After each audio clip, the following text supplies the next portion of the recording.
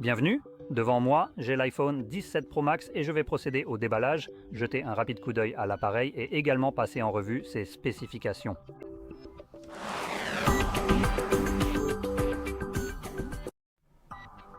Alors, allons-y directement. Une chose qu'Apple fait vraiment bien, ce sont ses languettes à tirer. Contrairement à Samsung, elles fonctionnent vraiment. Elles ne se déchirent jamais à mi-chemin. Bref, ouvrons la boîte. Voilà.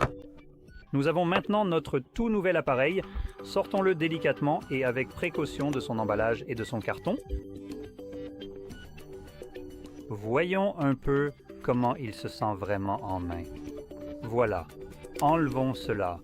On le met soigneusement en place. Et honnêtement, pour un Pro Max, cet appareil est plus léger que ce à quoi je m'attendais. Le Pro Max est à double sens. Je ne sais pas si c'est juste moi, mais j'ai l'habitude de les trouver un peu plus lourds. Bref, en dessous, on a notre câble type C vers type C, tressé, sympa, et juste la paperasse. Alors débarrassons-nous de tout ça. Et maintenant, regardons l'appareil. Donc ici, on a un écran de 6,9 pouces, sympa. Avec une résolution de 1320 par 2868 pixels. C'est un écran LTPO, Super Retina XDR OLED, qui fonctionne à un taux de rafraîchissement de 120 Hz, HDR10, Dolby Vision c'est vraiment pas mal. Celui-ci est d'ailleurs certifié Dolby Vision et atteint un pic de luminosité de 3000 nits. Maintenant, je veux préciser que cette lumière que vous voyez ici, elle n'est visible qu'à la caméra. C'est l'infrarouge qui essaie de scanner mon visage, même s'il n'y a pas de visage à scanner pour l'instant, puisque je n'ai même pas encore fait la configuration. Donc c'est un peu flippant qu'Apple essaie déjà de voir qui utilise l'appareil. Non merci, et comme je l'ai dit, c'est invisible normalement. Quand je regarde l'appareil ici, il n'y a aucune lumière pour moi, l'infrarouge est invisible à l'œil nu. Donc ne vous inquiétez pas si vous voyez ce clignotement comme ça sur la vidéo. Passons maintenant aux appareils photo. Si on retourne l'appareil, on a un module triple caméra, tous les capteurs qu'on peut considérer comme des capteurs principaux puisqu'ils font tous 48 mégapixels. Le grand angle a une ouverture de 1,6 24 mm. L'autre est un téléobjectif périscopique de 100 mm avec une ouverture de 2,8. Et le dernier est un ultra grand angle de 13 mm, ouverture 2,2 avec un champ de vision de 120 degrés. Enfin, on a aussi le capteur de profondeur 3D, le capteur LiDAR juste ici, qu'on retrouve en gros sur tous les modèles phares, les iPhones les plus hauts de gamme, ou en tout cas sur les versions Pro, mais évidemment celui-ci est le plus haut de gamme, donc il a le LiDAR. Et si on repasse à l'avant, on a la caméra selfie ici, qui embarque un capteur large multi-aspect de 18 mégapixels, ouverture 1,9 et un autre capteur de profondeur pour la reconnaissance faciale qui se trouve dans cette zone-là. Franchement, je déteste l'idée de multi-aspect. Qu'est-ce que ça veut dire, multi-aspect? C'est une seule caméra grand angle, je peux zoomer et avoir un effet macro ou autre, mais ça, ce n'est pas du multi-aspect. Pour être honnête,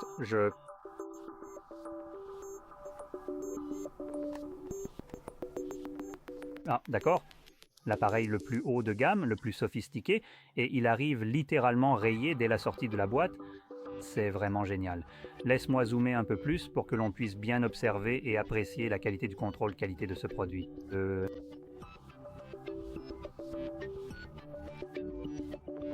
C'est rayé en sortie d'usine. Je n'ai même encore rien fait de ce côté de l'appareil. Et vous pouvez voir que c'est... Allez, fais la mise au point, caméra. Vous voyez, c'est abîmé. Si j'essaie de gratter, peut-être que c'est de la saleté ou quelque chose comme ça. Ça ne part pas.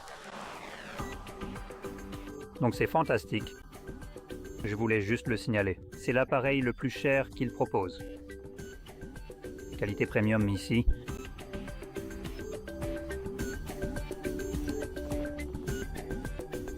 Bon, laissez-moi prendre un instant pour jeter rapidement un œil attentif et voir s'il y a d'autres défauts éventuels. Ou des imperfections cachées. On dirait que c'est le seul. Ce n'est pas comme si c'était une bonne chose qu'il y en ait un. À mon avis, ce n'est vraiment pas acceptable qu'un appareil neuf, tout juste sorti de la boîte, ait la moindre petite imperfection. Mais bon, passons à la suite. Donc, à part les caméras, si on regarde à l'intérieur, sans que le jury démonte l'appareil, on a une batterie de 4832 mAh, ce qui est absolument hilarant vu la taille de cet appareil. C'est donc une batterie ridiculement petite. Je tiens à souligner que des appareils comme le Xiaomi, le 15 je crois, sont équipés d'une batterie bien plus grande. Laissez-moi vérifier pour ne pas dire de bêtises. Donc vous avez le Xiaomi 15. C'est un appareil qui a un écran de 6,3 pouces, donc c'est beaucoup plus proche de celui-ci. Donc ça c'est l'iPhone 17, juste le modèle normal.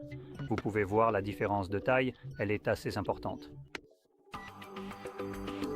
Donc si je les mets côte à côte ici, vous pouvez voir la différence. Oui, c'est un appareil beaucoup plus petit.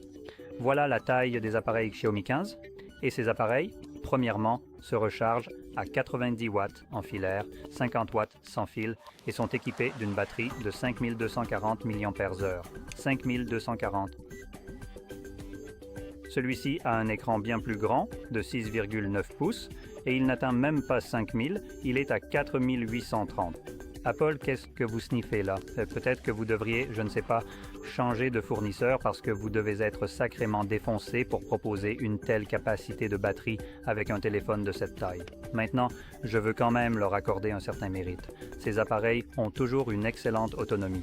Apple fait beaucoup de gestion de l'alimentation en arrière-plan et c'est aussi beaucoup plus facile pour eux de le faire avec leur propre système d'exploitation. Donc cet appareil a vraiment une très bonne autonomie. Je me souviens de ce qu'ils mettaient en avant dans leur publicité sur leur événement lorsqu'ils présentaient ces appareils. Mais ils mentionnaient quelque chose comme 30, je crois, peut-être même plus d'heures de simple lecture sur ces appareils. Donc c'est impressionnant. Mais ce n'est pas parce que vous faites beaucoup de choses en arrière-plan pour préserver la batterie que la batterie est forcément bonne. Et imaginez si cet appareil, avec la taille qu'il a, avait une taille de batterie qui soit respectable pour ce téléphone, avec la nouvelle étiquette de batterie qui serait une batterie au silicium carbone au lieu de la batterie classique que nous avons ici. Et si on prend cela en considération, laissez-moi vérifier rapidement. J'ai quelque chose... non, voilà. Donc, encore une fois, je vais prendre Xiaomi comme exemple. Non, ce n'est peut-être pas le meilleur exemple. Ce n'est pas la meilleure taille de batterie que j'ai vue. Donc, le Xiaomi 15 Ultra, encore une fois, je prends le même modèle, ou plutôt le même, mais en version haut de gamme, qui a un écran de 6,3 pouces et une batterie de 5400 mAh, donc nettement plus grande que ce que nous avons ici. Et en plus, nous avons des appareils à peu près de cette taille, comme le ZTE, Z70 Ultra.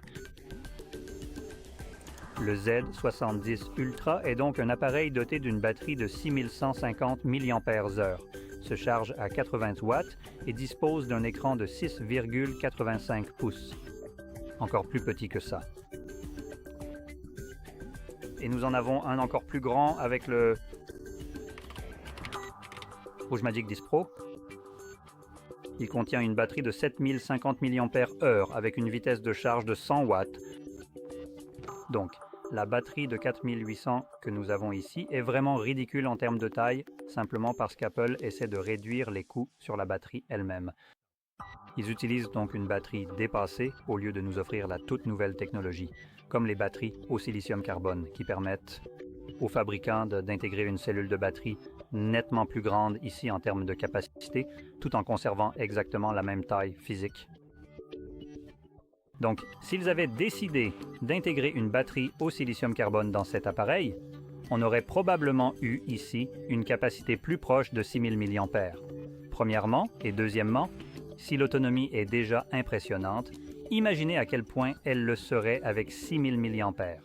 Cet appareil aurait probablement l'une des meilleures autonomies du marché.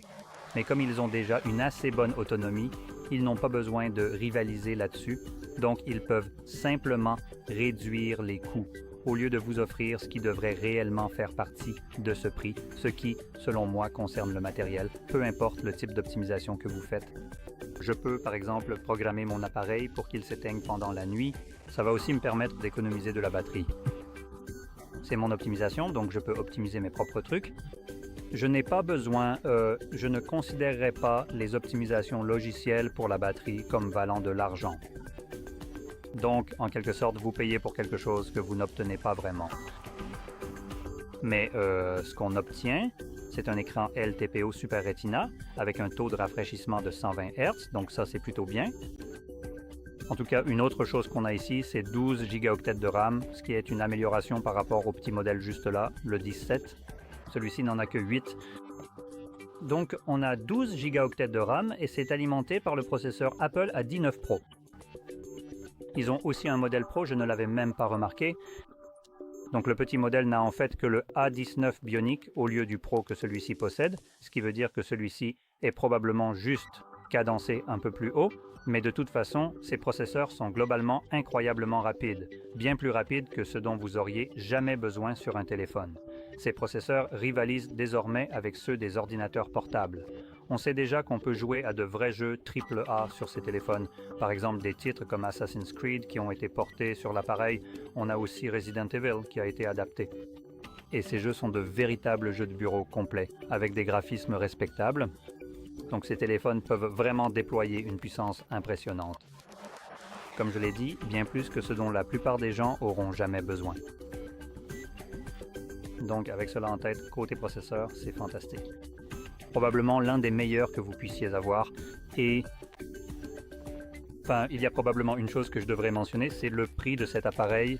Et ces téléphones sont proposés à un prix élevé de 1200 $. Donc ce ne sont pas les moins chers. Et une chose de plus, les iPhones ne perdent pas vraiment beaucoup de valeur avec le temps. Donc je vois rarement des iPhones être vendus à des prix beaucoup plus bas. Oh, plus bas. Bon sang, qu'est-ce que je ne vois pas souvent des iPhones être vendus à un prix inférieur au prix de vente conseillé, surtout si on compare à quelque chose comme les Samsung par exemple. Voici le S25 qui n'est pas encore sorti et il est censé coûter, je crois, environ 900 ou 1000 $. Je pense que c'était quelque chose comme 900. Mais ceux-ci se vendent aujourd'hui, en ce moment même, autour de 6 ou 700 $ américains. Donc, et ça, c'était peu de temps après la sortie officielle aussi. C'est exactement pareil pour la version Ultra qui coûtait également 1200 $, mais qu'on peut facilement et très souvent trouver aujourd'hui dans la plupart des magasins spécialisés à moins de 1000 $. Donc les iPhones ne suivent pas vraiment cette tendance, ils ne font que perdre de la valeur, ce qui est un peu décevant pour être honnête, mais en tout cas, c'est comme ça. Donc pour la somme que vous payez, vous avez quand même un appareil correct. Il a Liquid OS, enfin Glass OS, donc leur toute dernière version d'iOS. Il est équipé en gros de l'un des meilleurs processeurs que vous puissiez trouver sur des appareils. Il possède un excellent écran, un écran LTPO OLED avec un taux de rafraîchissement élevé, une haute résolution, Dolby Vision et une grande luminosité. Le ratio écran-corps est aussi très correct à 90,7%, donc les bordures ici sont vraiment fines, vraiment très fines. Et l'écran est vraiment très dense. 460 pixels par pouce, Ceramic Shield 2, niveau Moche 5. Voilà pour nos éloges sur l'appareil. Les choses que je ne dirais pas être des éloges ici sont la durée de vie pathétique de la batterie qui n'est que de 4832. Donnons-lui un 32, je ne vais pas l'arrondir. Il doit se déplacer partout où il le peut pour cette batterie. Vitesse de charge pathétique de 25 watts avec 100 fils. Et vitesse de charge filaire totalement non divulguée.